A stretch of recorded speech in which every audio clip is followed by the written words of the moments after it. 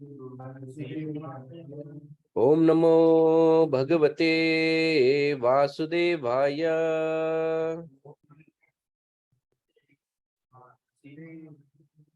ओम नमो भगवते वासुदेवाय।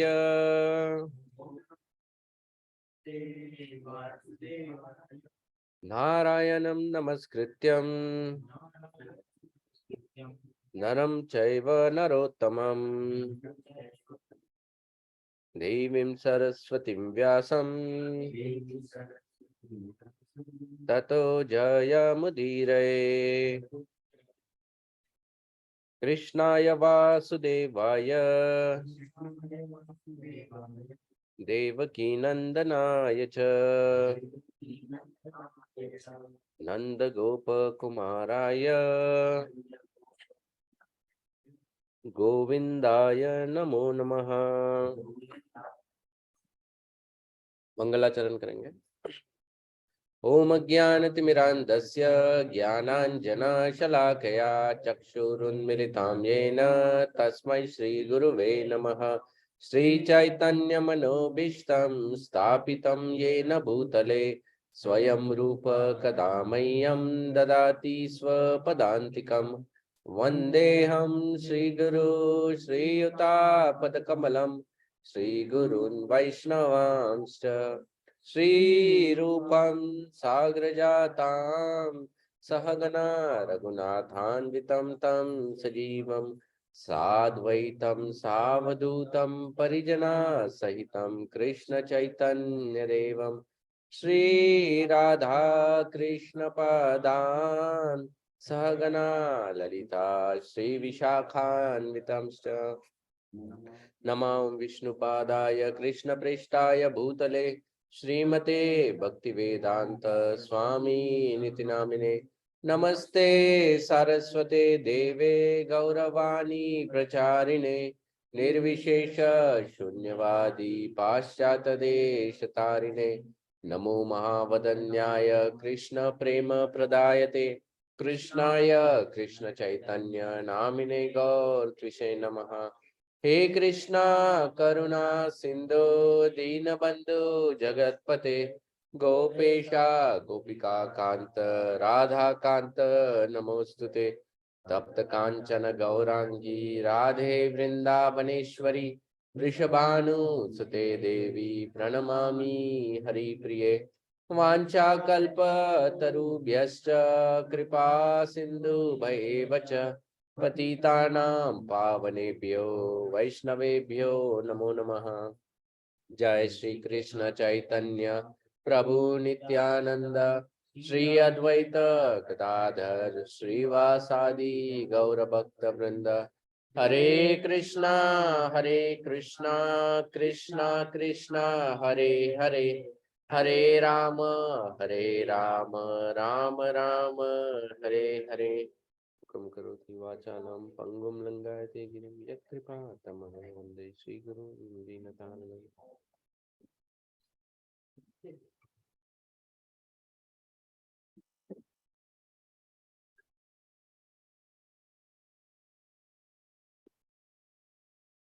हरे कृष्ण हरि।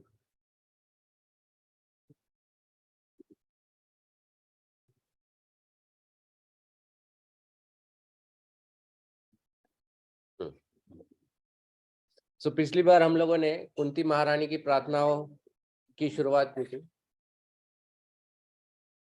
और पिछली बार हमने जो पहला श्लोक था उसके ऊपर हमने चर्चा की थी। ओके। नमस्ते पुरुषम त्वाद्यम ईश्वरम प्रकृते पराम आलक्ष्यम सर्वभूतानाम अंतर्बहिरवस्थितम। ये श्लोक के ऊपर हमने पिछली बार चर्चा की थी। सो कुंती महारानी इस श्लोक के अंत में वो कहती है कि अंतर बहिर अवस्थितम, आप अंदर भी हो और बाहर भी हो, अंतर बहिर अवस्थितम। तो फिर मानो प्रश्न पूछा जा सकता है कि अगर भगवान अंदर भी है और बाहर भी है तो फिर दिखाई क्यों नहीं देते हैं? अगर भगवान अंदर भी है तो और बाहर भी है तो फिर दिखाई क्यों नहीं देते हैं? तो फिर कुंती महारानी जो अगला श्लोक है उसमें वो कहती है माया जवनिकाच्छन्नम अज्ञानोदक्षजम अव्ययम न लक्ष्यसे मूढ़दृशा न तो नाट्योधरो यथा। अब इसमें देखो, माया जवनिकाच्छन्नम। माया माया माया अभी माया दो प्रकार की होती है। एक होती है महामाया और एक होती है योग माया। महामाया मतलब दुर्गा देवी।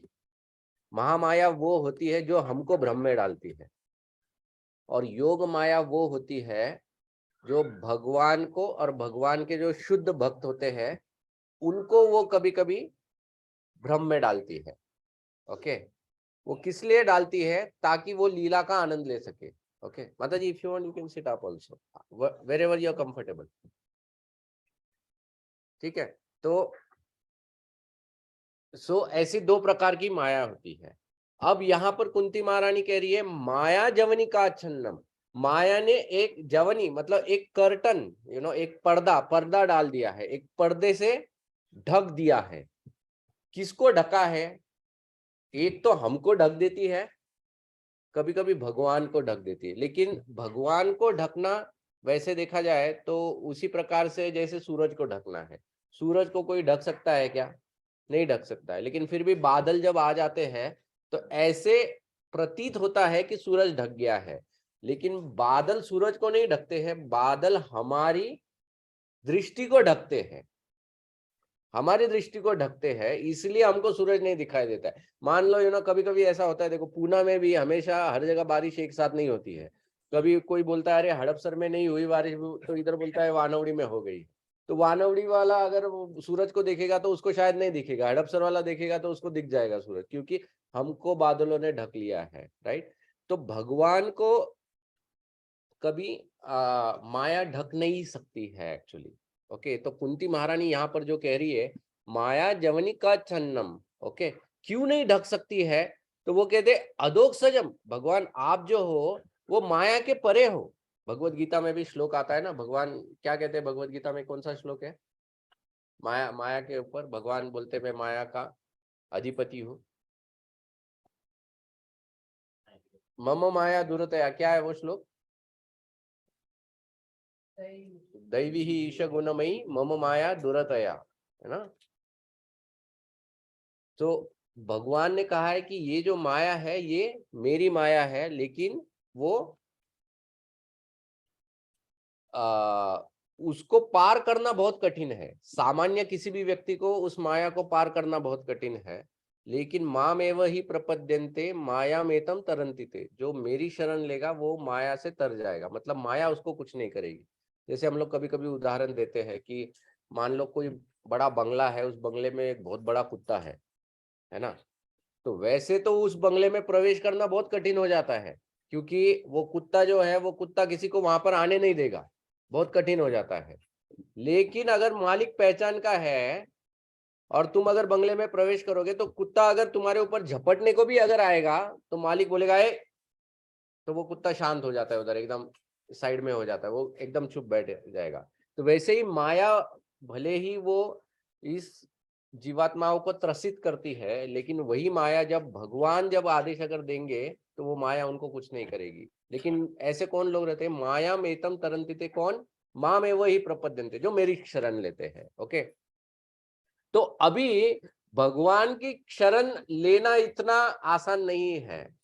और बहुत से लोग हैं, कभी कभी हम लोगों को लगता है कि हम लोग बहुत भगवान को मानते हैं, भगवान का बहुत कुछ करते हैं। तो हम लोग थोड़ा सा इसके ऊपर चर्चा करेंगे कि किस प्रकार से लोग माया में रहते हैं अलग अलग तरीके से। ओके, हाँ, तो कुछ लोग होते हैं जो तर्क द्वारा सबको, मतलब ये जो लोग होते हैं नास्तिक लोग होते हैं, प्योर नास्तिक लोग रहते हैं, और इनको भगवान को मानना नहीं होता है। लेकिन भगवान को ना मानने के लिए वो कुछ कारण देते हैं। तो इन लोगों का एक बहुत विशेष कारण ये होता है कि अगर भगवान सही में है तो इस दुनिया में दुख क्यों होता, लोग दुखी क्यों होते, है ना? इतनी पीड़ा क्यों होती? तो ये अगर इस दुनिया में दुख है, पीड़ा है, ये सब है, इसका अर्थ ये है कि भगवान है ही नहीं। क्योंकि अगर भगवान होता तो भगवान इतना निष्ठुर थोड़ी होता है ये सब देखने के लिए। तो एक बार एक है ना, एक व्यक्ति एक नाई के पास जाता है, बाल कटाने के लिए नाई के पास जाता है। अब नाई के पास जब वो बाल कटाता रहता है तो नाई लोगों को आदत रहता है कि वो लोग गप्पे मारते हैं, उनको भी टाइम पास चाहिए रहता है ना। तो उसने देखा ये व्यक्ति जो बाल कटाने आया था वो अच्छा तिलक विलक लगा के आया था, गले में माला वगैरह पहना हुआ था।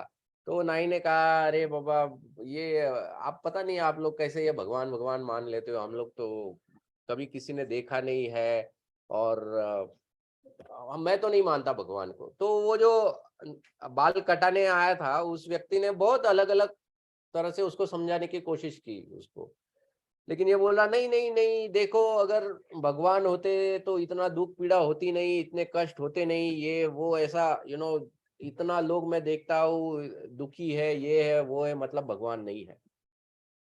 तो इस व्यक्ति को समझ में नहीं आया, इसने सोचा चलो अभी इसके साथ तो बहस करने में कोई मतलब नहीं है नाई के साथ। तो थोड़ी देर में वो व्यक्ति वैसे ही उड़ गया, उसका पूरा हेयर कटिंग भी नहीं हुआ था, बीच में ही उड़ गया वो व्यक्ति और बिना पैसे दे ही बाहर चला गया। और बाहर जैसे ही गया, बाहर जाके बोला इस दुनिया में कोई नाई नहीं है, इस दुनिया में कोई नाई नहीं है, इस दुनिया में कोई नाई नहीं है। तो ये नाई बोला, अरे क्या बात करते हो, नाई नहीं है तो मैं कौन हूँ? बोले नहीं, इस दुनिया में कोई नाई नहीं है। बोले ऐसे कैसे क्यों बोल रहे? हाँ, अगर नाई होते तो लोगों की दाढ़ी थोड़ी होती और लंबे बाल थोड़ी होते। तो वो बोला, अरे लोगों की लंबी दाढ़ी और बाल इसलिए क्योंकि वो नाई के पास नहीं आते हैं, अगर नाई के पास आएंगे तो दाढ़ी और बाल। तो बोले उसी तरह से दुख पीड़ा इसलिए है क्योंकि लोग भगवान के पास नहीं जाते, अगर भगवान की शरण लेंगे तो ये दुख पीड़ा निकल जाएगी। तो अगर तर्क देना जाए तो हमारे पास भी तर्क है, लेकिन जो नास्तिक लोग होते हैं उनको सुनना नहीं होता है, सुनना नहीं होता है, वो कुछ भी चैलेंज करते हैं। कभी कभी कुछ लोग चैलेंज करते, पिछली बार हमने बताया था किसी व्यक्ति ने चैलेंज किया था, अगर कहीं भगवान है तो वो मेरे सामने, हाँ मेरे सामने खड़े हो जाए, या हाँ अभी आ जाए। जैसे कोई जेल का जो कैदी होता है ना, जेल का जो कैदी होता है, वो कैदी अगर वो जेल में से अगर आवाज लगाए कि अरे कि अगर कोई पंत प्रधान है तो वो मेरे सामने आए तो ही मैं मानूंगा पंत प्रधान नाम का कोई व्यक्ति होता है। तो पंत प्रधान वो अपना इंपॉर्टेंट मीटिंग छोड़ के आ जाएगा अभी वो सब, कि कोई तो कैदी ने कहीं किसी जेल में चैलेंज किया है तो उसको सिद्ध करने के लिए मैं अभी जेल में आ जाऊंगा, बाकी सब काम धाम छोड़ के वो अंदर आ जाएगा। तो भगवान को भी ऐसा कुछ, मतलब ही इज लाइक और कुछ है नहीं कि वो ऐसा ही कोई आए जाए, भगवान को चैलेंज करेगा तो भगवान उसके सामने नहीं। तात्पर्य में प्रभुपाद लिखते हैं कि God reserves the right to disclose himself, God reserves that right. क्या पंत प्रधान भी आएगा क्या अगर किसी व्यक्ति ने चैलेंज किया तो? पंत प्रधान भी नहीं आएगा। अब पंत प्रधान है कौन? ओके, तो पिछली बार ना हम लोगों ने एक्चुअली पेंसिल है, पेन पेंसिल कुछ नहीं, हाँ दे एक। पिछली बार हमने चर्चा नहीं की थी, लेकिन मैं आपको बताता हूँ। मान लो ये पूरा ब्रह्मांड है, ऐसा ऐसा पूरा ब्रह्मांड है। ओके, ब्रह्मांड की बात कर रहे हैं, पृथ्वी की बात नहीं कर रहे हैं। ये पृथ्वी नहीं है, ब्रह्मांड है, ब्रह्मांड। हाँ, इस ब्रह्मांड में आधा ब्रह्मांड जो है ये भगवान क्या करते हैं, ये ब्रह्मांड की निर्मित जब होती है ना, एक महाविष्णु होते, बहुत बड़े महाविष्णु होते। उन महाविष्णु के जो शरीर के छिद्र होते हैं ना, हमारे शरीर के छिद्र से क्या आता है बाहर? पसीना आता है। उनके छिद्र से ये ब्रह्मांड आते हैं बाहर। ओके, ब्रह्मांड ऐसे बाहर आते हैं। जब ब्रह्मांड बाहर आया तो इस ब्रह्मांड में महाविष्णु के अंदर जितने जीवात्मा थे उन जीवात्माओं को उन्होंने इसके अंदर कुछ छोड़ दिया कि चलो। हरे कृष्णा प्रभु जी, इट इज नॉट विजिबल। हाँ हरि बोल, दिख रहा है क्या इधर?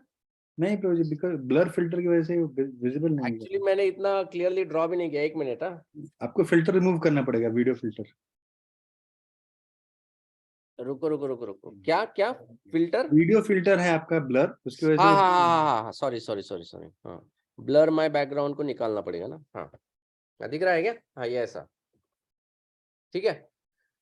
तो ये फिर जीवात्माओं को भेजा तो महाविष्णु ने क्या किया, सबसे पहले इसके अंदर खुद भी प्रवेश किया। तो इसके अंदर जो विष्णु आते हैं वो होते हैं गर्भोदक्षाय विष्णु होते हैं।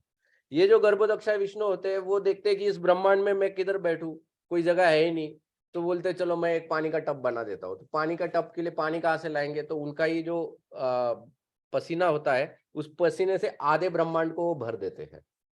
अब उसके अंदर फिर वो अनंत शेष को बुलाते हैं, तो अनंत शेष उधर अपना आ जाते हैं, तो इसके ऊपर महाविष्णु लेट जाते हैं। इधर लेटने के बाद ये महाविष्णु के नाभि से एक कमल उत्पन्न होता है, और इस कमल के ऊपर इस सृष्टि का सबसे पहला जीवात्मा मतलब ब्रह्मा जी इधर उत्पन्न होते हैं। अब ब्रह्मा जी जब उत्पन्न होते हैं तो वो महाविष्णु को पूछते हैं कि जॉब मतलब कंपनी में तो लिया लेकिन कोई है नहीं, काम क्या है, थोड़ा सा जॉब डिस्क्रिप्शन वगैरह दे दो हमको। तो विष्णु बोलते एक काम करो, मैंने ये जीवात्माओं को अंदर भेजा है, लेकिन अभी सब क्या है वो नहीं, मृत नहीं है, बट वो इनएक्टिव है। अभी इनको है ना एक्टिव करने के लिए आपको इनके लिए बॉडीज बनाना पड़ेगा, उनके लिए सब सृष्टि निर्माण करने के लिए करो, बोला उनको। मतलब वो जैसा मिट्टी दे दिया ब्रह्मा जी को, अभी बनाते बैठो खिलौने तुम, तो ब्रह्मा जी ने बोला ठीक है। तो ब्रह्मा जी ने सृष्टि की निर्मिति चालू की। तो सृष्टि की निर्मिति में उन्होंने क्या किया, 14 भुवन बना दिए, मतलब सत्यलोक, देन जनलोक, तपलोक, महरलोक, स्वर्गलोक, फिर भूलोक, फिर आताल, विताल, तलाताल, सुताल, पाताल, ऐसे 14 लोग इधर बन गए। ठीक है, ये 14 लोक इधर बन गए हैं। अब ये 14 लोकों में से अपना जो है ये भूलोक है, बीच वाला, जिसको हम लोग बोलते हैं भूलोक। हाँ, भूलोक की बात कर रहे हैं अभी। ये जो भूलोक है, अब मैं सिर्फ भूलोक को बता रहा हूं। भूलोक एक लेयर कट, हाँ, इतना सब नहीं, एक लेयर। तो मान लो ये पूरा अगर ऐसा ये जो गोल है, ये गोल जो है ये भूलोक है।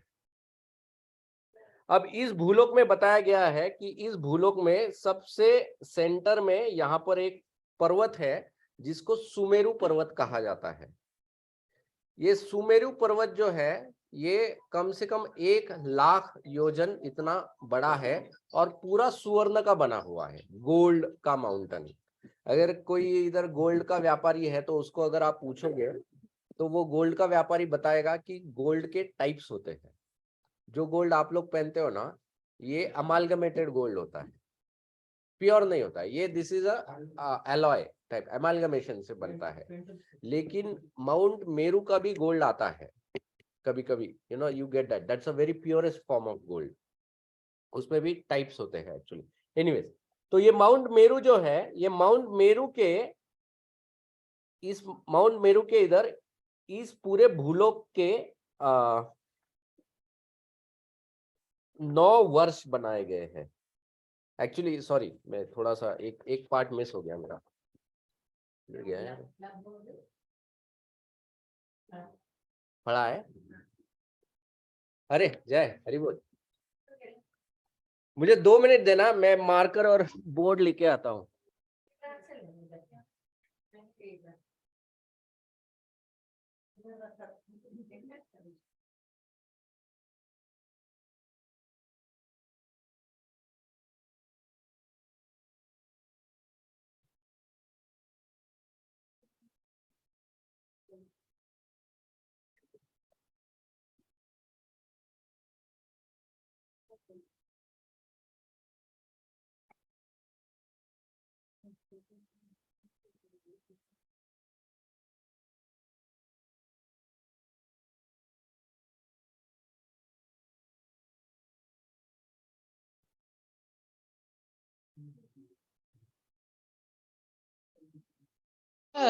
फिर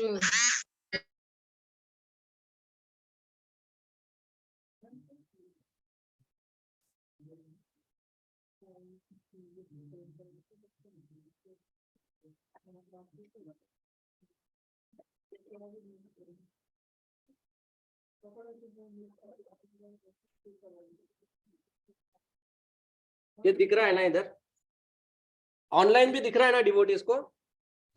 हाँ प्रभु जी। हाँ, तो ये जो वो जो भूलोक था, ओके, सिर्फ भूलोक का, ये ऐसा गोल भूलोक जो है, अब ये भूलोक की कथा ऐसी आती है, इस भूलोक में पृथु महाराज नाम के एक राजा हुए और एक बार उन्होंने देखा कि ये जो सूरज होता है वो सूरज दिन में एक साइड को उजाला देता है, दूसरे साइड को अंधेरा देता है। पृथु महाराज ने सोचा ऐसा नहीं चाहिए, मुझे दोनों साइड उजाला चाहिए। तो सूरज ने कहा मैं तो एक ही हूं और मैं भी घूमता रहता हूं, मुझे भगवान ने ये ड्यूटी दिया है घूमने का, तो फिर करे तो क्या करे। तो पृथु महाराज ने अपना तेज प्रकट किया और उनका तेज सूरज जितना ही था। तो सूरज को कहा कि तुम इधर रहोगे तो मैं इधर। तो सूरज के साथ वो घूमना चालू किए।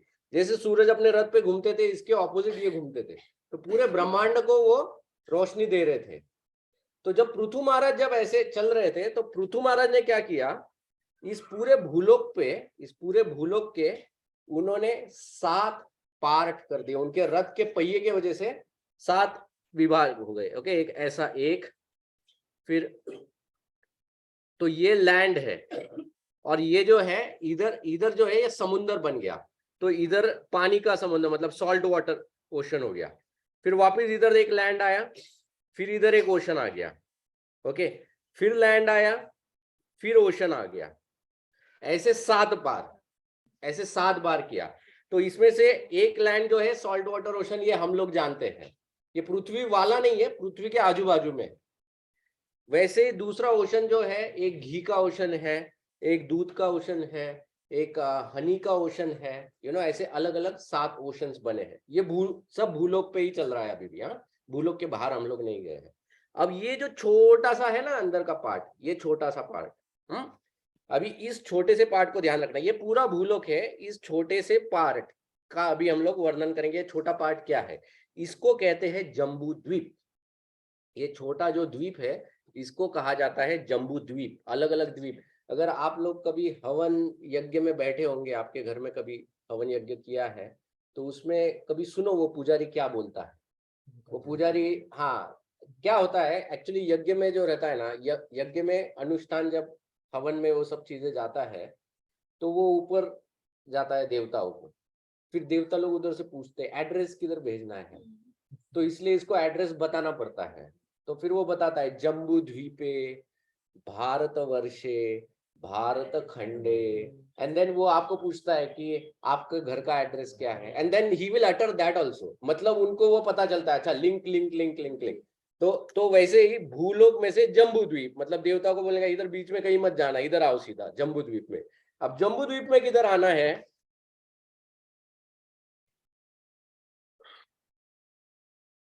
तो अभी हम लोग सिर्फ जम्बू द्वीप ड्रॉ करेंगे। ओके, तो ये मान लो ये जम्बू द्वीप है।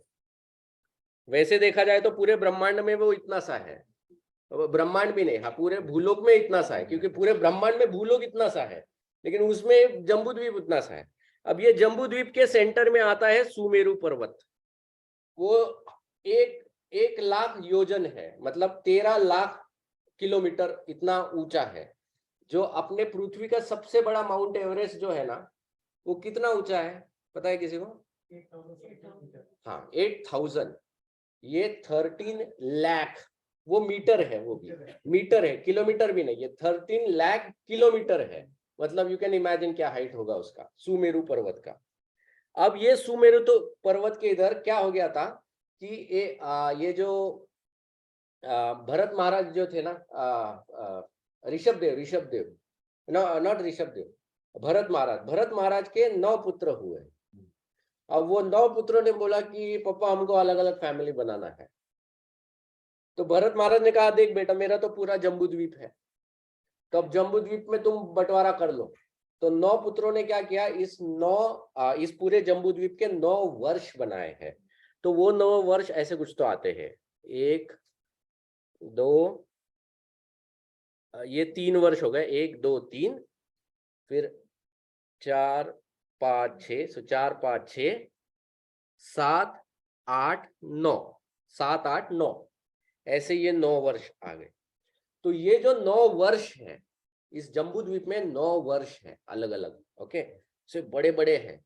ये आखिरी साउथ साइड में, the southern side the southern side of the ब्रह्मांड में, इसको बोला जाता है भारतवर्ष।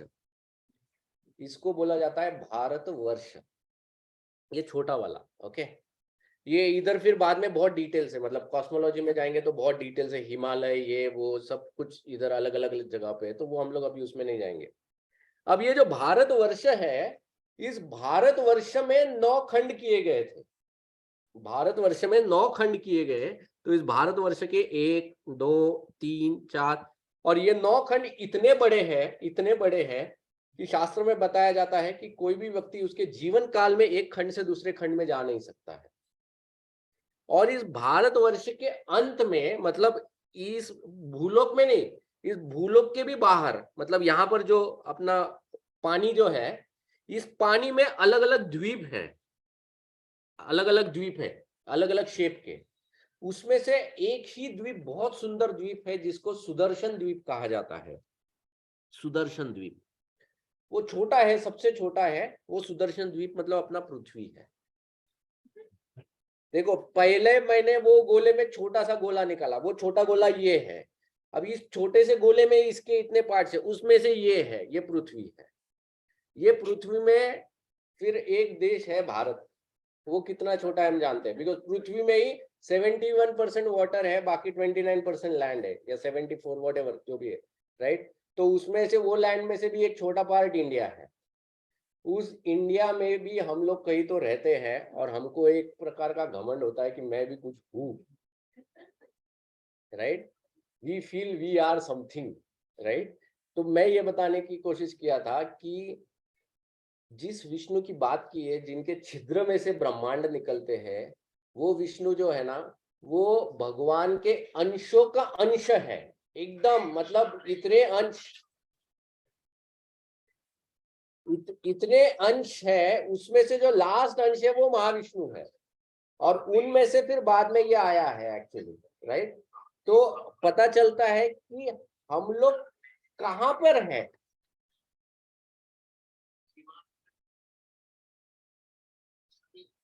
सो ये हमको समझना चाहिए कि जब हम लोग भगवान के ऊपर प्रश्न लगाते हैं कि बाबा भगवान है क्या, है नहीं क्या, या भगवान है तो वो मेरे सामने आए या एक बार तो दिखाए, तो हमको समझना चाहिए हमारी योग्यता क्या है, what are we in the creation. और हम लोग किसको बोला, मतलब साधारण वो प्राइम मिनिस्टर भी नहीं आएगा तो फिर what to talk about God. देखो ये पूरा ब्रह्मांड एक्सप्लेन करने का यही तात्पर्य था कि हमको हमारा पोजीशन समझना चाहिए। वी शुड अंडरस्टैंड कि हम लोग क्या लेवल पे है। ओके, ठीक है। सो ये दूसरा टाइप ऑफ एथिज्म, जो चैलेंज करते हैं। दूसरा और एक बताया जाता है कि भगवान मिलने आए तो क्यों आए। जैसे मान लो अगर तुम कोई बच्चा है जो पढ़ाई में उसने अव्वल नंबर क्लास में लाया है, तो जब उसका अव्वल नंबर आता है क्लास में, तो उसके जो टीचर्स लोग होते हैं उसको पहचानना चालू करते हैं, बराबर। अब मान लो वो बच्चा स्कूल में पहला आ जाता है, तो क्या होता है, प्रिंसिपल बोलता है अरे कौन है ये बच्चा, मैं जानना चाहता हूँ इसको। मान लो वो स्टेट में पहला आता है, तो वो स्टेट का जो चीफ मिनिस्टर होता है या एमएलए होता है, वो बोलेगा अरे मैं जानना चाहता हूँ इसको कौन है। मान लो वो इंडिया में पहला आता है, तो इंडिया का जो प्राइम मिनिस्टर है बोलेगा नहीं मैं इसको मिलना चाहता हूँ, राइट। मतलब इस भौतिक दुनिया में भी अगर बड़े लोग अगर हमको जानना चाहते हैं, तो हमको कुछ करना पड़ेगा ना उसके लिए। अगर भगवान अगर हमको जानना चाहते हैं, तो हमने ऐसा क्या किया है कि भगवान जानना चाहेंगे। वी शुड डू समथिंग ना, कि चलो भगवान भी हम लोगों को पूछे। तो एक्चुअली एक बार यहाँ पर ना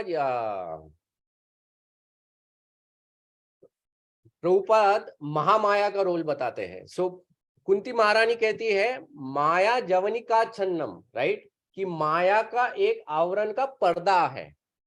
पर्दा दोनों पर है, जो अभक्त है उनके ऊपर भी है, एंड कभी कभी भक्तों के ऊपर भी आता है। अब भक्तों के ऊपर जो आता है ना, भक्तों के ऊपर दोनों टाइप के पर्दे आते हैं, कभी माया का भी आता है और महामाया का भी, मतलब योग माया का भी आता है। जो एक्चुअल में प्योर डिवोटीज नहीं है, उनको बहुत बार माया का पर्दा आता है। अब वो माया का पर्दा कैसे आता है, जैसे मान लो जो साधक भक्त होते हैं। तो एक बार क्या हो गया था, श्रील प्रभुपाद एक बार वृंदावन में मॉर्निंग क्लास दे रहे थे।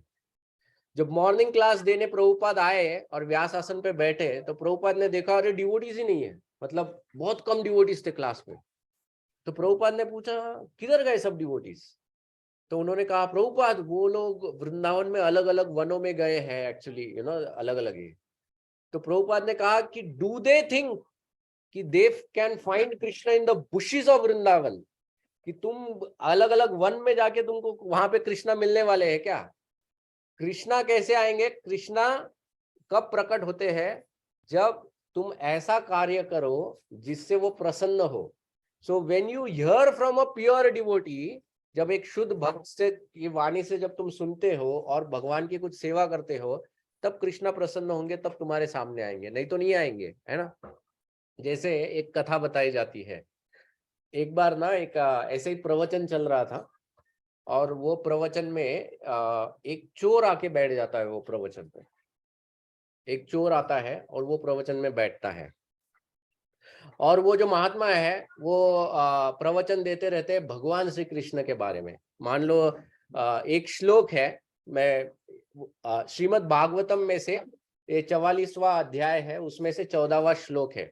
ओके, गोप्यस तप किम अचरन यद अमुष्य रूपम लावण्य सारम असमुद्वरम अन्य सिद्धम दृग्भि पिबन्ति अनुस्व भिन्न दुरापम एकांत धाम यस्य श्रिय ऐश्वर्यस्य। ओके, तो ऐसा ये श्लोक है। ये श्लोक किन्होंने उच्चारण किया है कि जब भगवान श्री कृष्ण और बलराम जी जो है ना, वो कंस के अखाड़े में जाते हैं। तो कंस के अखाड़े में जब जाते हैं तो वहां पे जो मथुरा की जो स्त्रियां होती है, खास करके जो माताएं, वो जो भगवान श्री कृष्ण और बलराम जी को देखती है और वो सोचती है कि ये तो बहुत बड़ा अन्याय है।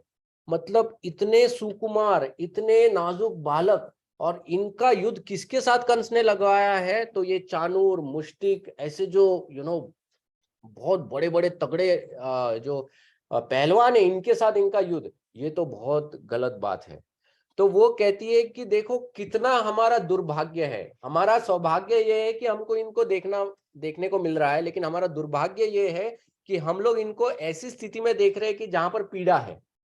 और फिर वो कहती है गोप्यस तप किम आचरण, कि ये जो गोपी लोग हैं, वृंदावन की जो गोपियां है, गोकुल की जो गोपियां है, इन लोगों ने तप किम आचरण की, इन्होंने ऐसी क्या तपस्या की है? ओके, किस बात की तपस्या? यद अमुष्य रूपम। ओके, वो कहते हैं कि ये जो रूप है, ये जो भगवान श्री कृष्ण का रूप है, इसका उनको हमेशा दर्शन होता था, और पीड़ा के रूप में नहीं होता था, आनंद के रूप में होता था ये दर्शन। तो ये दर्शन, ये रूप कैसा है भगवान श्री कृष्ण का? तो वो कहते हैं लावण्य सारम। लावण्य सारम मतलब है ना, वो बताया गया है कि जो सुंदरता होती है, he has the essence of beauty. Beauty की एसेंस है, मतलब सुंदरता की परिकाष्ठा है। भगवान श्री कृष्ण की जो सुंदरता है, वो सुंदरता की परिकाष्ठा है। ओके, फिर असाम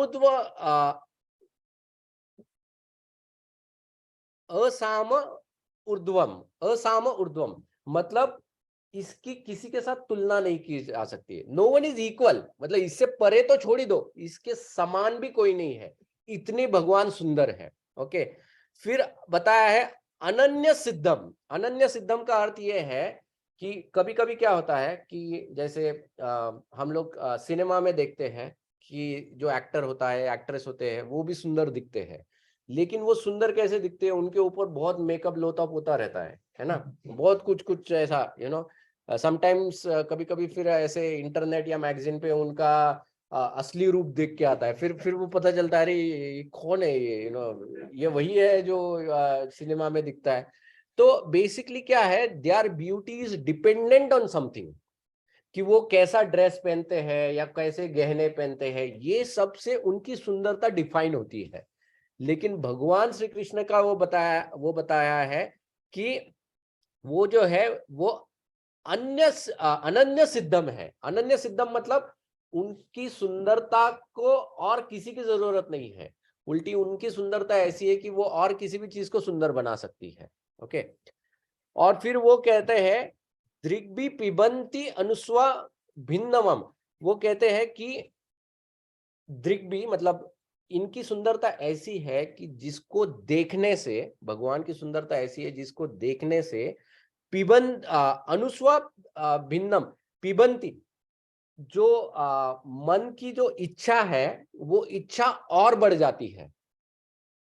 सी समटाइम्स हम लोग कुछ चीज को देखने के बाद संतुष्ट हो जाते हैं, लेकिन क्योंकि भगवान की जो सुंदरता है वो एवर इंक्रीजिंग है, इसीलिए वो देखने के बाद उनको देखने की इच्छा और बढ़ती जाती है, और बढ़ती जाती है। मतलब you don't feel like removing your eyes from them. इसलिए गोपियों ने ब्रह्मा जी को श्राप दिया था, गोपियों ने ब्रह्मा जी को श्राप दिया था, बोले अरे क्या रचना कर दी तुमको, बना दिया, तुमको ऐसा आर्किटेक्ट बना दिया, तो तुमने देखो ये क्या दे दिया हमको, आई लैशेस दे दिया। अब क्या होता है, कुछ क्षण के लिए वो आई पलक झपक जाती है तो हम लोग भगवान को देख नहीं पाए, हमको तो पता भी नहीं चलता है कब झपकी कब उठी, लेकिन वो बोलते थे देखो उतने क्षण के लिए भी हमने मिस किया ना कृष्णा का दर्शन, तो ये गड़बड़े, ब्रह्मा श्राप दे दिया ब्रह्मा जी को डायरेक्टली उन लोगों ने। तो ऐसे है भगवान। फिर दुरापम, दुरापम मतलब दुर्लभ है, इतने आसान नहीं है भगवान को प्राप्त करना या भगवान को देखना, इतना आसान नहीं है। और फिर आखिर में वो कहते एकांत धामम, एकांत धामम मतलब ही इज दी अबोर्ड। अबोर्ड मतलब क्या होता है, अबोर्ड मतलब जैसे घर को भी अबोर्ड कहते हैं। घर को अबोर्ड इसलिए कहते हैं कि मान लो तुम थके आ रहे हो, कुछ भी किया, we always want to come home and rest. उसी तरह से भगवान वो धाम है कि जहां पर कोई भी व्यक्ति हमेशा जाने की इच्छा कामना कर सकता है या जाता है। और ये धाम कैसा है, यशस्य, इस धाम में यश है, श्रिय, श्रिय मतलब सुंदरता है, और ऐश्वर्य इज ऑपुलेंट, ऐसा ये धाम है। तो ऐसा वो प्रवचन दे रहा था और अलग अलग ऐसा भगवान का वर्णन कर रहा था, भगवान के धाम का वर्णन कर रहा था। तो करने के बाद फिर बाकी जितने प्रवचन सुनने आए थे वो हमारे जैसे ऑडियंस थे, प्रवचन होने के बाद ताली वाली मार के दंडवत करके सब निकलने जा रहे थे। लेकिन ये चोर जो था इसने बहुत अच्छी तरह से सुना। वो बोला महाराज एक प्रश्न है, किसी ने प्रश्न नहीं पूछा, इसने पूछा एक प्रश्न, महाराज प्रश्न है। महाराज ने पूछा क्या प्रश्न है तुम्हारा? बोले ये जिसका आपने थोड़ा वर्णन किया ना, ये ऐश्वर्यस्यम फिर यशस्यम वगैरह वगैरह, बोले ये रहता किधर है और इसका नाम क्या है? थोड़ा लक्षण भी तो बताओ ना, मतलब how do I recognize him, अगर समझो मान लो मैं इसको देख लिया, तो बोले वो उसका वो घर है ना वो वृंदावन में रहता है। जैसे सुनीति को पूछा था ना ध्रुव महाराज ने भगवान किधर है, तो सुनीति ने बताया वैसे तो मुझे पता नहीं, लेकिन वो कहते हैं कोई तो वन में रहते हैं, वो उधर वृंदावन का ही बताया था। तभी तो ध्रुव महाराज किधर गए थे, कौन से वन में गए थे? मधुवन में गए थे, right, it is one of the ones in Vrindavan. तो ऐसे इन्होंने बोले वन में है, बोले अरे वन में है ऐसा थोड़ी ना होता है, अभी तुम वन बताओगे, इतना वन है उधर, इतना बड़ा है, वृंदावन है, मथुरा है, इतने 12 या कितने वन है, 12 महावन है वहां पर, तो उधर कितने लोग रहेंगे, मैं कैसे पहचानूं? थोड़ा थोड़ा और डिटेल बताओ ना। तो फिर वो प्रवक्ता भी जो था वो भी तो एक अच्छा भक्त था, तो उसने सोचा चलो और एक मौका मिल गया भगवान का डिस्क्रिप्शन करने के लिए, तो फिर वो भगवान का और डिस्क्रिप्शन करने लगा। ओके, चैतन्य चरितामृता में एक श्लोक आता है भगवान के डिस्क्रिप्शन, वैसे there are many shlokas actually, मैं और हरिभुत्ति आज हम लोग डिस्कस कर रहे थे, तो शी ऑल्सो पॉइंटेड 2-3 श्लोक। ब्रह्म संहिता में भी श्लोक है, फेमस श्लोक, वेनम क्वनंतम, ये वो लड़का है जो वेणु धारण किया, वेनम कनंतम अरविंद दलायताक्षम, बरहावताम, उनके क्या बोलते हैं, मोर का पंख है, बरहावताम समसितम बुध सुंदरंगम कंदर्प कोटि कमनीय विशेष शोभम, इतने सुंदर है कि जो कंदर्प होते हैं, अलग अलग कंदर्प होते हैं, ये कंदर्प भी नतमस्तक हो जाते हैं उनकी सुंदरता के सामने, ऐसे। तो ऐसे उनके सुंदरता के बारे में उन्होंने बताया। तो बोले ऐसे ऐसे कैसे हो सकता है, कि कंदर्प तो इतने सुंदर होते हैं, कोई भी व्यक्ति कंदर्प के सामने फीका पड़ जाता है, भगवान शिव उसके ऊपर भी जब बाण चलाया था कंदर्प ने, तो भले भगवान शिव ने उसको जला दिया, लेकिन फिर भी शिव जी जो है वो तो विचलित हो ही गए। उन्होंने फिर तो पार्वती के साथ विवाह कर ही लिया था। तो बोले ऐसा कैसा हो सकता है, थोड़ा बताओ और डिटेल में बताओ। तो फिर ये एक श्लोक आता है, भूषणेर भूषण अंग इनका। तो वो बताते हैं इनका अंग कैसा है कि भूषणेर भूषण अंग, मतलब भूषणेर, भूषण इज व्हाट, ऑर्नामेंट्स। ऑर्नामेंट्स का ऑर्नामेंट इनका बॉडी है। हम लोग कहते हैं मेरे बॉडी का ये ऑर्नामेंट है, बट यहां पर वो कहते हैं भूषणेर भूषण अंग, मतलब ऑर्नामेंट्स का ऑर्नामेंट उनका बॉडी है। ओके, बोले ऐसा कैसा बॉडी है, मतलब ऑर्नामेंट्स का ऑर्नामेंट बॉडी है तो कैसा है। ताहे, तो आगे वो कहते हैं ताहे मतलब वो अंग, वो बॉडी। ओके, ललिता त्रिभंग, वो कहते हैं कि ललिता, ललिता जो ऐसा फूल होता है ना, फूल फूल लताएं, लताएं बोलते हैं ना हम लोग, छोटा छोटा जो फूल होता है वो लौचिक, उसको लताएं कहते हैं। तो ललिता, सो एकदम डेलिकेट है उनका बॉडी। भगवान है लेकिन उनका शरीर बहुत डेलिकेट है। कृष्ण लीला में भी आता है, जब भगवान श्री कृष्ण पहली बार जब वन में जाने वाले थे गैयों को लेके, तो मैया ने उनसे कहा कि तुम्हारे लिए जूते बनाती हूँ। तो भगवान श्री कृष्ण ने कहा कि नहीं नहीं, मैं तो गैयों का सेवक हूँ, और अगर मेरी मास्टर्स मतलब जो मेरी गैया है वो अगर जूते नहीं पहनेंगी तो मैं कैसे पहन सकता हूँ। आप पहले सब गैयों के लिए बताओ। तो गैया तो कितनी है, 9 लाख गाय है, और उनके पैर कितने हैं, 4 पैर है, मतलब 2 भी नहीं 4 पैर है, मतलब कितने का जूते बना। तो मैंने कहा बेटा एक काम करो, बिना जूते के ही चला जाओ। कोई इतने जूते तो नहीं बनने वाले हैं। तो कृष्ण ने कहा ठीक है, लेकिन जो गैया थी, गैया ने तो सुन लिया कि अरे हमारे जो, अभी देखो कृष्णा गैया को मास्टर कह रहे, गैया कृष्ण को मास्टर कह रही है। गैया कह रही है अरे हमारे कृष्णा ऐसे आएंगे और इनके नन्हे नन्हे पैर इतने इतने नाजुक है, इनके पैरों को अगर पत्थर लगेंगे, कांटे चुभेंगे, ये कैसे, हमसे सहन नहीं होगा। रातों रात सारी गैये वो वृंदावन में फैल जाती है। आज भी अगर आप व्रज में जाओ तो व्रज की जो मिट्टी होती है वो इतनी, जैसा अपना आटा होता है ना चक्की का, कितना सॉफ्ट है, आज भी वैसी ही है वो मिट्टी। उधर भी आप जाओ, वो गोवर्धन के आजू बाजू में इतनी सॉफ्ट, वो अपने पैरों से पूरी कूटती है वो उस मिट्टी को। भगवान को इतने डेलिकेट है, भगवान इतने डेलिकेट है। तो वो कहते हैं कि ललित त्रिभंग, और ये भगवान का शरीर कैसा है, त्रिभंग मतलब 3 जगहों पे मुड़ा हुआ है। मतलब वो ठहरते ही ऐसे है कि he doesn't stand straight, he stands in a nice curve form में एक्चुअली, जो बहुत आकर्षक है। ठीक है, चलो भगवान ऐसे खड़े रहते हैं, लेकिन फिर आगे आगे वो कहते हैं सिर्फ खड़े ही ऐसे नहीं रहते हैं, ताहारो उसके ऊपर, ताहारो ऊपर मतलब शरीर तो ऐसा है ही, त्रिभंग रूप में है, इसके ऊपर वो कहते हैं भ्रूधनु नर्तन। भ्रूधनु मतलब ये जो आई लैशेस जो है इसको भ्रू कहते हैं ना, सॉरी आई लैशेस नहीं, आईब्रो, आईब्रो भ्रू, भ्रूधनु नर्तन, उनकी eye lashes dancing eye lashes है। some people have that ability, वो लोग आई लैशेस को मूव कर सकते हैं। when they are very expressive ना, वो आई लैशेस को ऊपर नीचे करते हैं, it looks very attractive actually। भगवान श्री कृष्ण की हमेशा डांसिंग रहती है। अच्छा चलो वो डांसिंग है तो आगे क्या, तो सिर्फ उतना ही नहीं, वो कहते हैं तिरछे नेत्रे न। ओके, सिर्फ ऐसा नहीं, और उस पर से भगवान कभी कभी तिरछे नेत्रों से देखते हैं। नाउअडेज जब ये सेल्फी का कल्चर आया है, तो in that you see this, हर कोई वो ऐसा सेल्फी लेता है, ऐसे ऐसी आंखें रहती है, तिरछी आंखें रहती है, क्योंकि दे हैव रियलाइज कि सामने से फोटो खींचो ना, उससे अच्छा तिरछी आंखें वाले फोटो बहुत अच्छे आते हैं।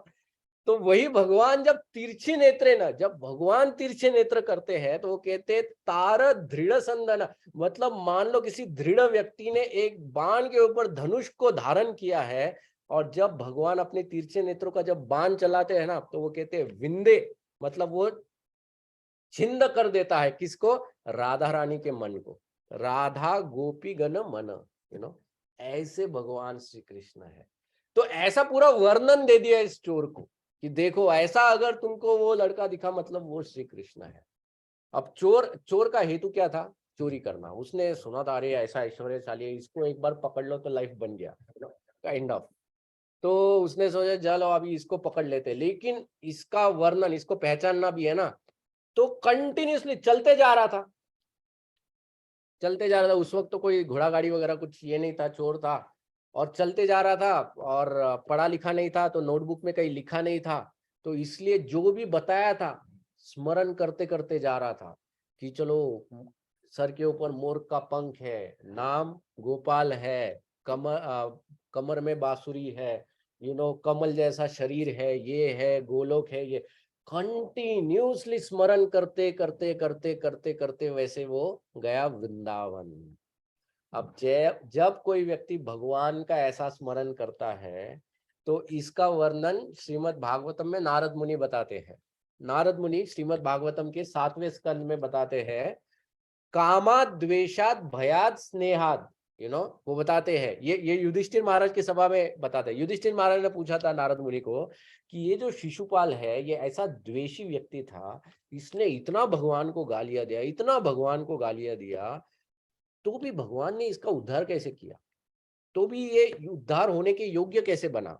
तो तब नारद मुनि बताते हैं कि कोई व्यक्ति काम से, मतलब कोई इच्छा है उससे, कामवश या द्वेष या भगवान से द्वेष करते हुए, या भय या भगवान से डरते हुए, या स्नेह या भगवान से स्नेह करते हुए, या भक्ति, इसके द्वारा अगर भगवान का निरंतर स्मरण करता है तो क्या होता है, आवेश तत् अघम हित्वा, उसका जितना भी पाप वगैरह जो है अघम हित्वा, वो पूरा क्लीन हो जाता है और उसको एक टॉप मोस्ट गति प्राप्त होती है, ये बताया है। जैसे कंस जो था ये भगवान से भयभीत था, भले वो भगवान को मारने की चेष्टा कर रहा था लेकिन वो डरा हुआ था, और वो इस कदर डरा हुआ था, वो बताया जाता है कि जब भगवान श्री कृष्ण एक्चुअल जब मथुरा पहुंचते हैं तो कंस इतना डर गया था कि कंस रात को सो नहीं पाता था। वो सोचता था क्या अगर मैं रात को सोते हुए मार दिया तो वो ऐसे जागते हुए इधर उधर देखता था।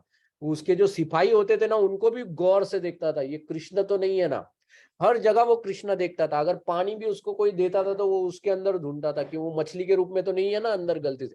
मतलब he had become complete Krishna conscious, complete, क्योंकि हर जगह कृष्णा को वो देख रहा था, स्मरण कंटिन्यूसली कृष्णा का चल रहा था। ऐसा वैसे शिशुपाल भी द्वेषी था, इतना द्वेषी था भगवान का कि हर समय भगवान का ये स्मरण कर रहा था। इसके वजह से क्या हो गया, उसके जो पाप थे वो नष्ट हो गए और उसको एकदम सुपीरियर गति प्राप्त हो गई। ओके, इसी तरह से ये जो चोर था, हालांकि इसके मन में भगवान से चोरी करने का उद्देश्य था लेकिन भगवान का निरंतर स्मरण करते हुए जा रहा था, इसलिए क्या हो गया, जब वो वृंदावन पहुंचा तो एक्चुअल भगवान आते हैं उसके सामने, वो छोटे बालक के समान आते हैं। और वो बालक के समान आते हैं तो ये क्या करता है, ये सोचता है अभी इस बालक से गहने लूं तो कैसे लूं, तो इसलिए वो क्या करता है, वो कुछ फल लेके जाता है और वो कृष्णा को वो ऑफर करता है वो फल, एंड भगवान भी प्यार से वो फल खाना चालू करते हैं और वो कहता है कि तुम फल खाओ और मैं तुम्हारे ये जो आभूषण है ना मैं इनको उतारता हूं। तो वो जैसे ही वो आभूषणों को छूने जाता है, मतलब वो भगवान को छूता है, तो छूते ही भगवान उसको कहते मत मत आभूषण मत उतारना क्योंकि मैया मुझे डांटेगी। लेकिन इसने तो भगवान को छू लिया और जब भगवान का स्पर्श हो गया तो इसके आंखों में फिर आंसू आ जाते हैं और आंसू आते ही फिर वो उसमें वो पूरा परिवर्तन आ जाता है। This is the transformation. Okay, तो शुरुआत कहाँ से हुई इसकी, कथा सुनने से, श्रवण से। सो जब हम लोग सही श्रवण करते हैं और उस श्रवण द्वारा जब हम लोग भगवान की सेवा करते हैं तभी हमको भगवान की प्राप्ति होगी। ऐसा नहीं कि आप कहीं जा रहे हो और कभी कभी हम लोग जब धाम में जाते हैं तो हमको लगता है और किसी को नहीं दिखे लेकिन शायद मुझको कुछ तो special, I will get something special today, भगवान मेरे लिए कुछ तो स्पेशल हिंट देंगे या कुछ करेंगे, होता है ना कभी कभी ऐसा। Sometime our mind tricks us like that, because I am special, हमको लगता है बिकॉज आई एम स्पेशल, तो ये जो भाव रहता है ना, ये माया जवनिका आच्छन्नम, कुंती माया का आवरण है। फिर अलग टाइप के और डिवोटीज रहते हैं, कुछ डिवोटीज वो रहते हैं जिनका बताया जाता है कि भाव कथा में जाते हैं। वो भाव कथा अभी क्या होता है, ओके, ये देखो अलग अलग प्रकार के पर्दे, भक्त लोग भी कैसे अलग अलग प्रकार के पर्दों में आते हैं वो हम लोग देख रहे हैं। कभी कभी कुछ भक्त होते हैं ना, वो ऐसे धाम में जाते हैं, प्रथम बार जाते हैं, या किसी कीर्तन को सुनते हैं या कोई प्रवचन सुनते हैं या भगवान का दर्शन लेते हैं, तो उनके आंखों में से आंसू आना चालू हो जाता है या ऐसे शरीर के रोंगटे खड़े हो जाते हैं।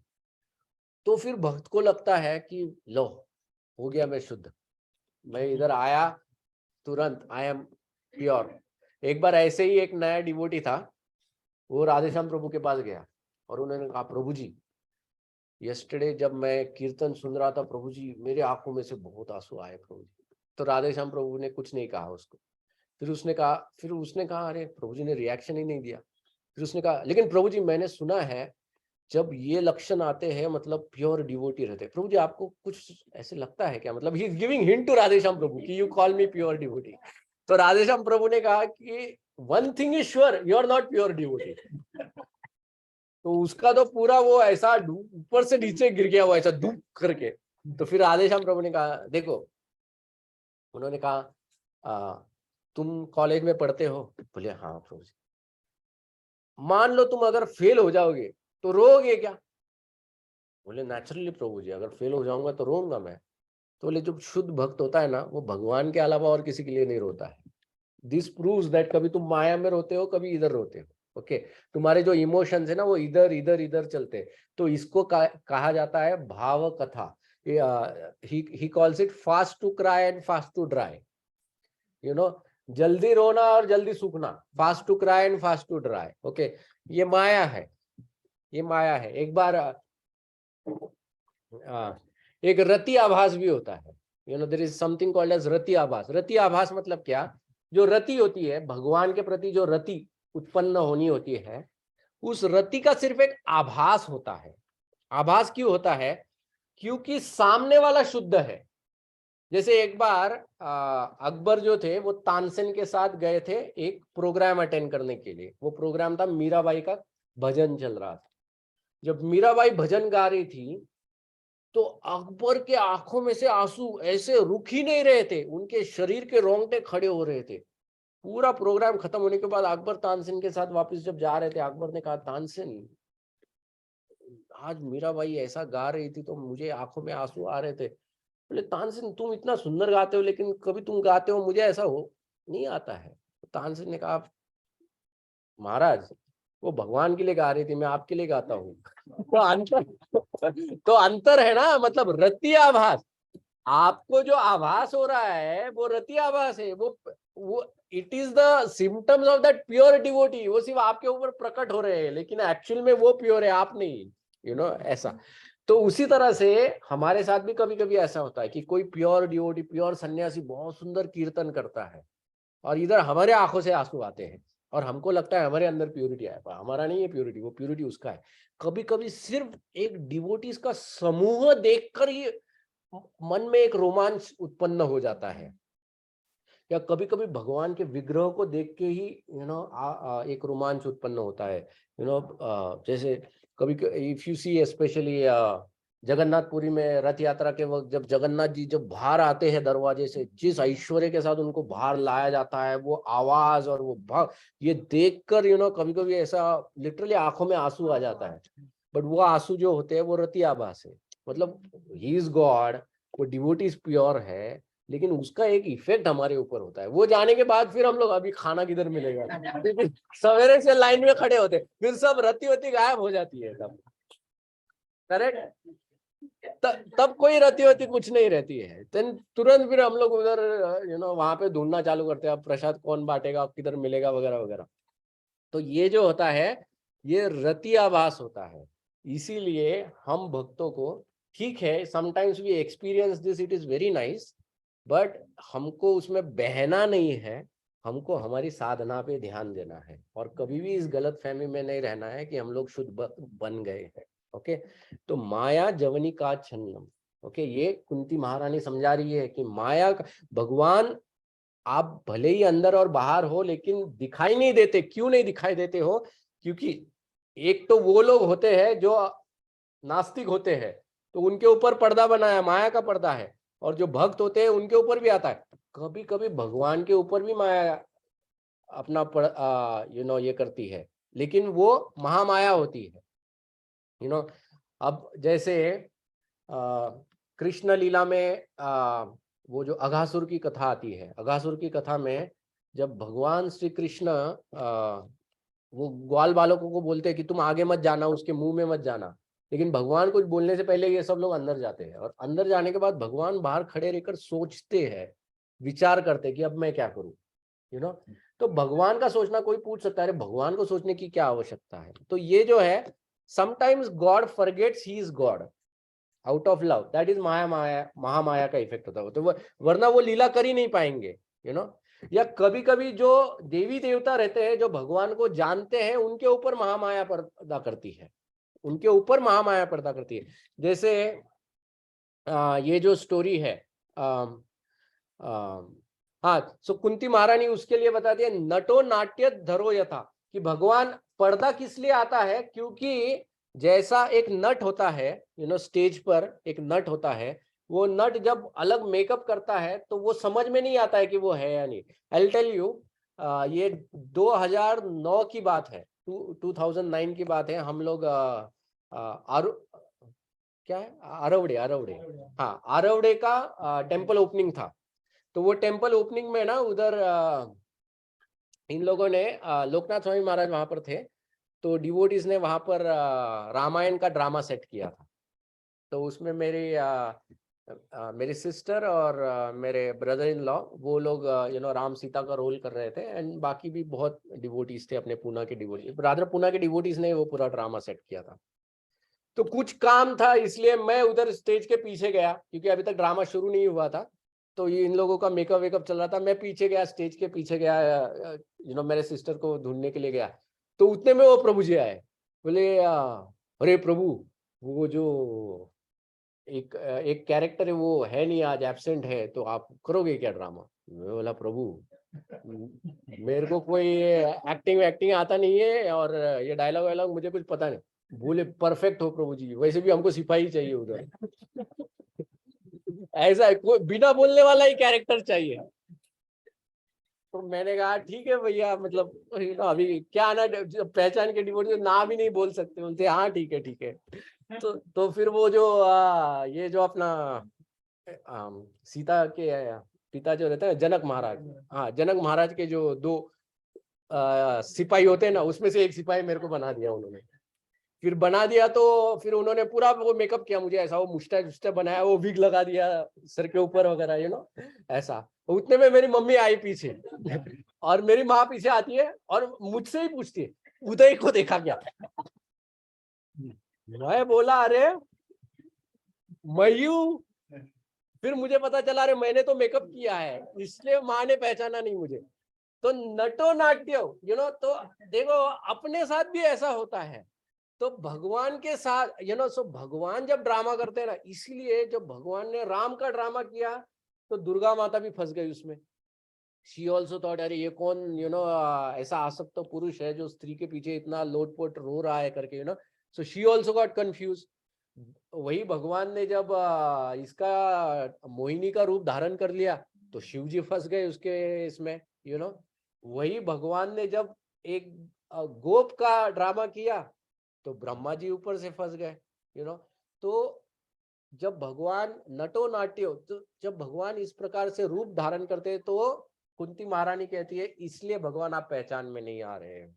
ओके, तो ये जो हाँ, तो यहाँ पर प्रभुपाद कहते हैं, so while common people can not understand the Lord but the same Lord is not hidden from the pure devotees.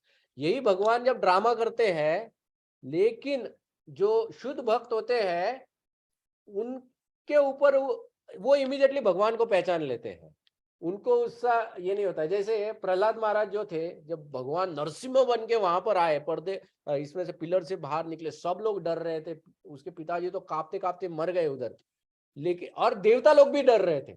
ऐसा रूप भगवान ने धारण कर लिया था कि ब्रह्मा जी वहां पर खड़े थे, ब्रह्मा आए थे, शिव आए थे और लक्ष्मी देवी आई थी, और भगवान बहुत क्रोधित थे वहां पर। जब हिरण्यकशिपु को तो मार दिया था, मारने के बाद भी बैठे हुए थे आसन के ऊपर, हिरण्यकशिपु फटा हुआ उनके गोद के ऊपर था, उसका भगवान ने कहा कोई आया नहीं इनॉग्रेशन के लिए, इसलिए उसी का वो जो इंटेस्टाइन था उसको गार्लैंड के रूप में अपने गले में डाल के उधर भगवान ऐसे जबान बाहर, वो जैसा लायन बाहर निकालता है और आंखें लाल और जोर जोर से ललकार रहे थे। तो ब्रह्मा जी सोच रहे थे गलती किया भगवान को फोन करके, ये ऐसा रूप लेके आ गए, अब कहा अब कौन इनको जाके कुछ बोलेगा। कभी कभी ये पहचान का भी व्यक्ति अगर हो, घर का व्यक्ति, लेकिन वो अगर क्रोध में होता है तो लोग क्या बोलते हैं, थोड़ा शांत होने से, बाद में बात करेंगे इनके साथ, अभी अभी इनको थोड़ा शांत होने से। तो ऐसे ही ब्रह्मा जी सोच रहे क्या करूं क्या करूं। शिव जी वहां पर अपने एकदम ऐसे बोले, ब्रह्मा जी आप जो कहोगे मैं वैसे करूंगा, I am just behind you. तो शिव जी ने तो बीच में इंटरफियर ही नहीं किया। ब्रह्मा जी गए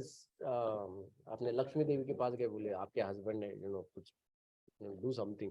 लक्ष्मी देवी, मैंने कभी ऐसा रूप देखा नहीं, आई डोंट नो हिम। तो देवी देवता सब लोग डर रहे थे। प्रहलाद महाराज को कहा ब्रह्मा जी ने, भगवान ने तुम्हारे लिए अवतार लिया है, तुम जाके शांत करो भगवान। प्रहलाद महाराज ने कहा मुझे कोई डर नहीं है। भगवान के पास जाते प्रहलाद महाराज और वो कहते हैं कि भगवान मुझे आपके इस रूप से भय नहीं लग रहा है, क्योंकि मैं जानता हूं कि आप भगवान हो। एंड जब प्रहलाद वहां पर जाते हैं तो वो क्रोधित नरसिम्हा देव क्या करते हैं, प्रहलाद को उठा के अपनी गोद में रखते हैं, और जैसे एक लायन अपने कब को कैसे वो जीवा से चाटता है, वैसे ही भगवान उसके सर को अपने जीवा से सहलाते हैं एक्चुअली। तो जो प्योर डिवोटी होता है, वो प्योर डिवोटी कभी ऐसे भ्रम में नहीं जाता है, मतलब वो तुरंत भगवान की लीला समझ लेता है। जैसे वो जो रामायण में वो जो लीला है ना, जिसमें दुर्गा देवी फंस जाती है, सती सती जब फंस जाती है भगवान के रूप को देखकर और भगवान की परीक्षा लेने जाती है, तब राम भगवान शिव भगवान देखते हैं, शिव भगवान कहते हो अरे तुम माया हो, लेकिन माया आज माया को ही माया ने धर लिया है। यू आर दैट माया जो लोगों को धरती है, लेकिन आज भगवान की माया ने तुमको धर लिया, इसलिए तुम भगवान को नहीं पहचान रही हो। लेकिन शिव भगवान ने कहा मैं तो उनको जानता हूँ, मैं तो यहाँ तेरे को पेड़ के नीचे बैठ के मैं उनकी आराधना करूंगा, तुम जाओ परीक्षा ले लो। ऐसे तो शुद्ध भक्त जो होते हैं उनके ऊपर इसका फर्क नहीं पड़ता है। ओके, तो प्रभुपाद तात्पर्य में लिखते हैं, okay, those who do not understand or accept the supreme personality of Godhead are asuras। जो भगवान को समझते नहीं है और जो भगवान को मानते नहीं है वो कौन है, असुर है। अब फिर प्रश्न आता है कि क्या जो शुद्ध भक्त होते हैं जैसे मैया यशोदा, ये लोग भी, या जो गोप है वो लोग भी भगवान को भगवान नहीं मानते थे, तो क्या वो असुर है? तो नहीं, वो बताया जाता है कि उनका लेवल अलग है। ये जो असुर है वो द्वेषी है, वो भगवान को उस तरह से द्वेष की वजह से नहीं मानते हैं।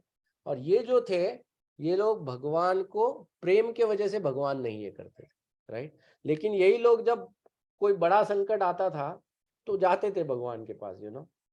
जब वृंदावन में जब बारिश गिरी तो वही सब गोप बाल सब लोग भगवान के पास जाते हैं। ओके, प्रभुपाद समराइज करते हैं कि भगवान को कौन लोग नहीं मानते हैं। एक होता है जिनको ज्ञान ही नहीं होते, अज्ञानी लोग होते हैं, जिनको भगवान के बारे में कोई ज्ञान नहीं होता है, वो लोग नहीं मानते हैं। फिर ड्यू टू स्टबर्न ऑब्स्टिनेसी, कि एक प्रकार का उन्होंने मन बना लिया है कि नहीं, मानना ही नहीं है भगवान को मुझे किसी भी तरह से। ओके, ऑब्स्टिनेसी जिसको कहा जाता है, क्या बोलेंगे ऑब्स्टिनेसी को, what is the other word? Stubbornness, धीट स्वभाव। हाँ, धीट स्वभाव, जिद्दी स्वभाव, धीट स्वभाव, या एक ईगो होता है वो। और ये किस वजह से होता है? तो प्रभुपाद कहते हैं कभी कभी उनके पिछले जन्मों के कर्म ही ऐसे होते हैं। ओके, पिछले जन्मों के कर्म ही इस प्रकार के होते हैं जिसकी वजह से वो भगवान को मान नहीं सकते हैं।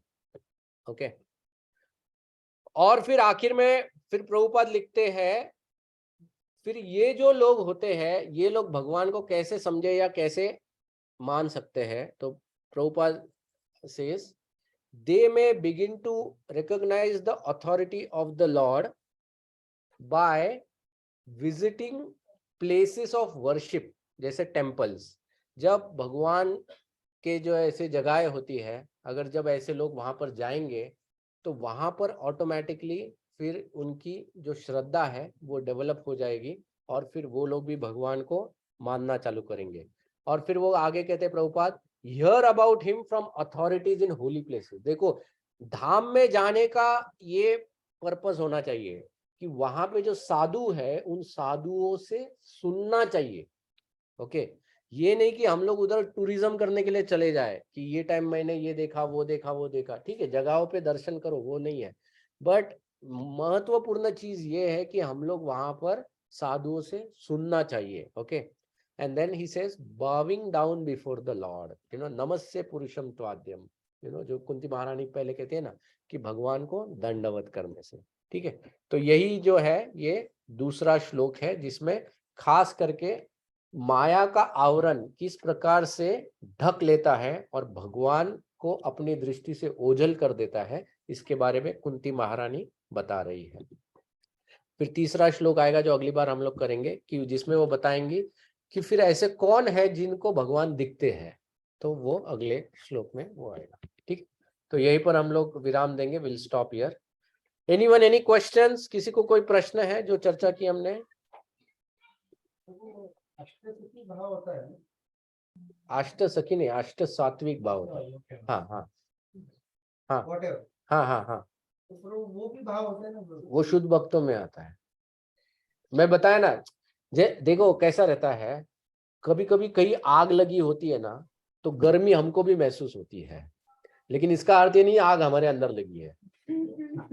राइट? तो वैसा ही है, जब अष्ट सात्विक भाव किसी प्योर डिवोटी में वो उत्पन्न होता है ना, तो some of those feelings are experienced by us also. Okay, जैसे कभी कभी होता है ना, तुम कोई सीरियल देख रहे हो या कोई मूवी देख रहे हो जिसमें बहुत इमोशनल सीन है, उसकी माँ मरी है टीवी में, ये हम लोग रहे, राइट? ये भाव कंटिन्यूअसली थोड़ी प्योर डिवोटी के रहता है, प्योर डिवोट भाव रहता है। Pure devotees always are in that this thing. Okay, we don't see that, we don't experience, and वो लोग दिखाते नहीं है, but they are always in trance. Pure devotee जो रहता है वो हमेशा ट्रांस में जाते हैं एक्चुअली। जब प्रेमा भक्ति स्टेज में जो हाँ, प्रेमा भक्ति स्टेज में। ओके, बट एनीवे हमारे लिए ये बहुत फार फेच्ड थॉट है। ओके, हमको ये देखना है कि हमको कभी गलती से ये नहीं समझना है कि हम लोग वो स्टेज में है। That is what we have to avoid. उस स्टेज को समझना भी हमारे लिए कठिन है, वो सिर्फ एक प्योर डिवोटी एक्सप्लेन कर सकता है। और जो प्योर डिवोटी होता है वो इतना विनम्र होता है कि वो एक्सेप्ट ही नहीं करेगा कि वो उस स्टेज में है। जैसे माधवेंद्र पुरी थे, very special devotees, Madhavendra Puri, जिसके लिए भगवान ने खीर चुरा लिया। उस डिवोटी ने सिर्फ इच्छा प्रकट किया कि मुझे ये खीर चखना है, तो भगवान ने खीर चुरा के साइड में रख दिया था और पुजारी को रात को बोला कि जा ये ये इधर तिरुपति बालाजी है ना, तिरुपति बालाजी के उधर अगर आप जाओगे तो तिरुपति बालाजी के 7 हिल्स है, अगर आप जानते हो, 7 हिल्स है, और वो पूरी प्रॉपर्टी सिर्फ बालाजी के नाम है। तिरुमाला हिल्स पूरा बालाजी के नाम में। लेकिन फिर भी बालाजी के जो मेन गोपुरम है, उस गोपुरम के आगे थोड़ा जाओगे ना, तो वहां पर एक हाथीराम मठ है, एक हाथीराम मठ है। तो एक बार राधेश्याम प्रभु ने वहां पे जाके पूछा था, जो उधर का कमिटी है वो कमिटी को पूछा था कि ये जो पूरा प्रॉपर्टी है ये बालाजी का है, इसको अलाउड ही नहीं है बेचना या किसी को भी देना, तो फिर यहाँ पर ये हाथीराम मठ बना कैसे? तो तब वो कमेटी ने बताया कि ये लगभग 150-200 साल पुरानी बात है कि एक बहुत प्योर डिवोटी था, और वो प्योर डिवोटी इधर तिरुमाला हिल्स पे आया था भगवान के दर्शन करने के लिए। और जब वो भगवान से दर्शन के लिए आया तो भगवान ने उससे कहा कि अब तुम आ गए हो तो मैं चाहता हूं कि तुम कुछ दिन यहाँ पर रहो, एंड मैं तुम्हारे साथ I want to have nice conversations, मैं तुम्हारे साथ खेलना चाहता हूँ। तो रोज वो डिवोटी वहां पर आता था और शाम को भगवान उसके साथ चौसर खेलते थे। एंड चौसर खेलते वक्त भगवान कभी कभी कुछ बेट भी लगाते थे।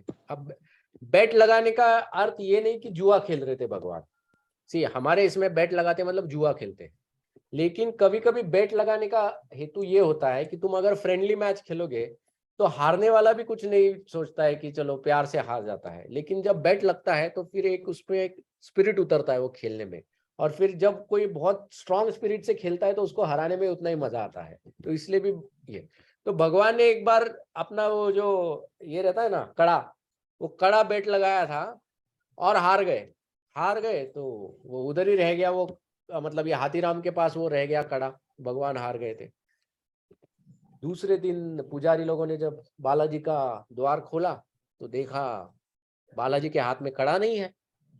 तो तुरंत राजा को मैसेज गया कि कड़ा नहीं है। तो राजा ने सैनिकों को भेजा तो फिर ये लोग गए, तो उधर ये लोग हाथीराम के रूम में गए तो हाथीराम के रूम में मिल गया ये कड़ा। तो तुरंत मतलब उसका नाम हाथीराम नहीं था, बट वो जो शुद्ध भक्त था उसको पकड़ लिया राजा ने कि अरे ये तो चोर है इसने। तो उसने कहा नहीं मैंने नहीं चुराया, भगवान ने ही दिया है वगैरह वगैरह। उसने कहा नहीं नहीं नहीं, ऐसे कैसे दिया भगवान ने, हमको कभी नहीं दिया, तुमको दे दिया ऐसा ही कड़ा, चलो अंदर जेल में डाल दिया। तो जेल में डाल दिया तो उसको फांसी की शिक्षा देने वाले थे। तो तब बहुत से बाकी लोग जो थे जिन्होंने इस भक्त को देखा था उन्होंने कहा कि अरे राजा देखो ये गलत बात है, क्योंकि हमने देखा है ये जो है ये अकिंचन व्यक्ति है, इसको किसी चीज की जरूरत नहीं। हमने देखा ये कुछ भी रखता नहीं है अपने पास, तो ये व्यक्ति ऐसा चोरी कर ही नहीं सकता, ये तो भगवान का बहुत शुद्ध भक्त है। अब राजा भी दुविधा में था कि ये शुद्ध है, लेकिन अगर राजा मान भी ले ये शुद्ध है, लेकिन फिर प्रजा को कैसे मनाएगा ना, क्योंकि कड़ा तो इसके पास मिला है। तो अब राजा सोचता है कि अभी मुझे जनता को भी प्रूव करना पड़ेगा कि ये सच में शुद्ध है। तो राजा ने कहा ठीक है, अगर ये सच में शुद्ध है तो उसने कहा कि इसको कुछ ऐसा कार्य करके दिखाना पड़ेगा जिससे इसकी शुद्धता प्रूव हो जाए। तो फिर क्या करना है, तो राजा ने क्या किया, रातों रात 2 बड़े बड़े ऐसा जो ट्रक भर जाए इतना बड़ा बोरिया, उसने शक्कर की शुगर केन शक्कर नहीं शुगर केन की, हाँ गन्ना जो है उसके जो जेल था उस जेल में डाल दिया। और उन्होंने कहा ये सच में शुद्ध भक्त है ना, तो पूरी रात में इसको खा के दिखाया इतना पूरे गन्ने को तो जेल वेल बंद कर दिया। एंड अचानक मिडनाइट में एक बड़ा हाथी प्रकट हो गया उस जेल के अंदर, और उस हाथी ने पूरे गन्ने को खा लिया। और जितने भी वो बाहर के सैनिक थे ना उन्होंने देखा इस दृश्य को, और वो जाके राजा को बोले कि देखो राजा ये पता नहीं हाथी कहाँ से आ गया, हमने तो नहीं लाया अंदर। एक तो जेल देखो, जेल इतना छोटा है दरवाजा, इसके अंदर इतना बड़ा हाथी अंदर आ गया, तो बाहर से नहीं आया है, अंदर ही आया है कहीं से, और इसने पूरे गन्ने को खा लिया। तो राजा ने मान लिया कि हाँ हाँ ये he is a very pure devotee, और तब उसका नाम, उस भक्त का नाम भी उन्होंने हाथीराम कर दिया, और उसके नाम से वहां पर वो मठ है। तो ऐसे स्पेशल रहते हैं, there are some very special devotees जिनके साथ ऐसे स्पेशल लीलाज होते हैं। Okay, but very rarely we get to see this. Madhavendra Puri हो, हाथीराम हो, या अपने का अच्छा ओके हाँ हाँ ओके हाँ। फिर अपने कांचीपुरम की भी ऐसी स्टोरी है, राइट, भगवान के साथ he was in constant this thing. वो माधवेंद्रपुरी ऐसे। ओके, और किसी को कोई प्रश्न है? Any other questions? हाँ प्रभु जी। अपन चैंटिंग करते होते हैं ना, तो अपना कौन सा भाव होना चाहिए? सेवा भाव होना चाहिए, प्रेम भाव होना चाहिए? प्रभुपाद ने कहा जब आप जपा करते हो तो आपका ध्यान सिर्फ उस मंत्र के ऊपर होना चाहिए, कोई भाव नहीं लाना चाहिए मन में, सिर्फ मंत्र सुनने की कोशिश करनी चाहिए, वही जप है हमारा। जप करते वक्त बाकी कुछ भी नहीं सोचना चाहिए, सिर्फ जो बोल रहे हो उसी के ऊपर ध्यान देना चाहिए, उसी को सुनने की कोशिश करना चाहिए, बस। प्रभुपाद ने कहा उसी को जपा कहते हैं। जब नास्तिक जब हमारे बाबा आते हैं, सामने आते हैं, तो ये ड्रिंक पी के आता है, कोई अपने कोई याचना करते हैं कुछ मांगे, तो उस टाइम हम क्या कर सकते हैं? प्रसाद दे सकते हैं उसको, बस प्रसाद दे सकते हैं। अगर प्रसाद नहीं है तो फिर कुछ भी, मतलब I mean don't do anything, अभी क्या उसको हरे कृष्णा बोल के निकल जाओ। हाँ, गुस्सा तो देने के बाद भी करते हैं, तो ऐसा कुछ नहीं है, बट वो पैसे मांगते हैं तो पैसे नहीं देखो एक्चुअली कैसा है, वैसे तो कहा जाता है कि जब आप पैसे देते हो उस पैसे से वो जो भी कुकर्म करते हैं उसके कर्म आपको लगते हैं, लेकिन भक्ति सिद्धांत सरस्वती महाराज ने, मैं एक नेक्टर ऑफ डिवोशन का क्लास सुन रहा था गोविंद प्रभु का, उसमें वो बता रहे थे कि भक्ति सिद्धांत सरस्वती महाराज ने कहा था कि अगर कोई याचना करने के आपके पास आता है तो उसको चवन्नी अठन्नी आप दे सकते हैं। वो देना इसलिए चाहिए क्योंकि क्या होता है कि नहीं देने की जब आप आदत लगाते हो तो हमारा हृदय पत्थर दिल हो जाता है। तो to avoid that you can give, फिर चवन्नी अठानी उससे जो भी ये होता है वो है। इसलिए बेस्ट थिंग ये है कि कहीं भी जाते हो या दुकान में भी अगर आप रहते हो तो उधर थोड़ा प्रसाद रखने का, और कुछ नहीं तो फ्रूट्स खरीद के लाओ, भगवान को भोग लगा के उधर रख दो, केले रख दो, कोई आया केला दे दो, ये करो। अभी हम लोग ट्रेन में जब जाते हैं ना कभी भी धाम में वगैरह, हम लोग हमेशा ऐसे ही करते हैं, 1-2 डजन केला लेके रखते हैं ऑफर, फिर वो ट्रेन में आते ही ये पोंछ के फिर वो मांगते हैं तो उसको एक एक केला देते हैं हम लोग। वैसे that's what we do. Okay, और किसी को कोई प्रश्न है?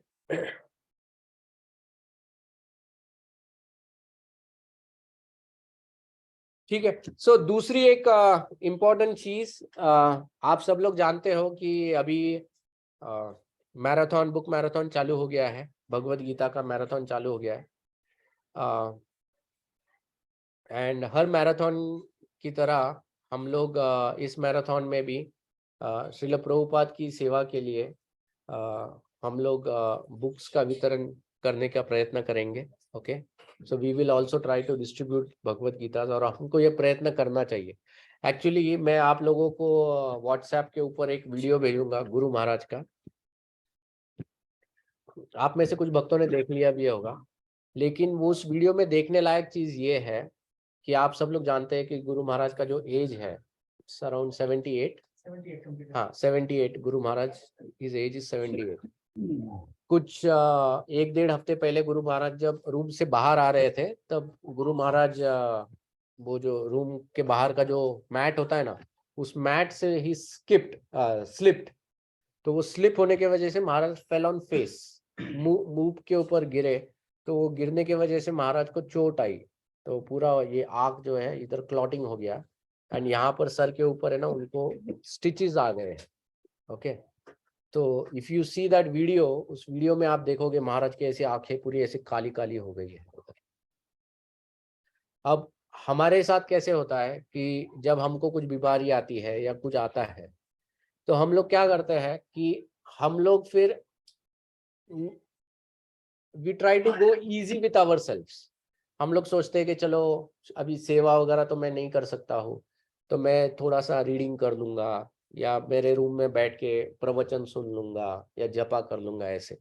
एंड महाराज भी ऐसे कर सकते हैं, rather he has all the excuse in the world. अगर आप देखो महाराज का जो हेल्थ है after at the age of 78, और कुछ 1 आध महीने पहले ही महाराज का एंजियोप्लास्टी भी हुआ है, right. After all this things, इस वीडियो में आप देखते हो कि महाराज प्रभुपाद जी को वो मॉर्निंग गुरु पूजा के वक्त वो परिक्रमा के लिए खुद लेके आ रहे हैं। Okay, so is carrying him उस कंडीशन में, फिर वो रखने के बाद भी वो नीचे झुक के दंडवत करते हैं महाराज, एंड दंडवत करने के बाद फिर महाराज उनकी गुरु पूजा आरती कर रहे हैं। ओके, मतलब he is not giving any excuse of not doing सेवा, कोई एक्सक्यूज ही नहीं दे रहे महाराज, कि जैसे कहते हैं ना एक्सटर्नल परिस्थिति जो है वो उनके ऊपर कुछ इफेक्ट ही नहीं कर रही है।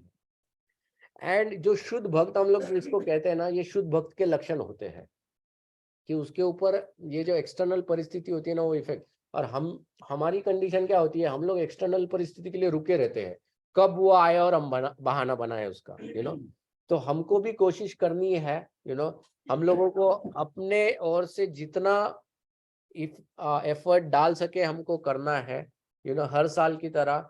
और हम लोगों को भी देखो एवरी ईयर जब गुरु महाराज आते हैं तो हम लोग गुरु महाराज हमेशा every time he comes he tells me that he is very satisfied and happy with our group कि हम लोग बुक डिस्ट्रीब्यूशन करते हैं और we do so many books. तो इस साल भी हम लोगों को महाराज को नाराज नहीं करना है, and we should try to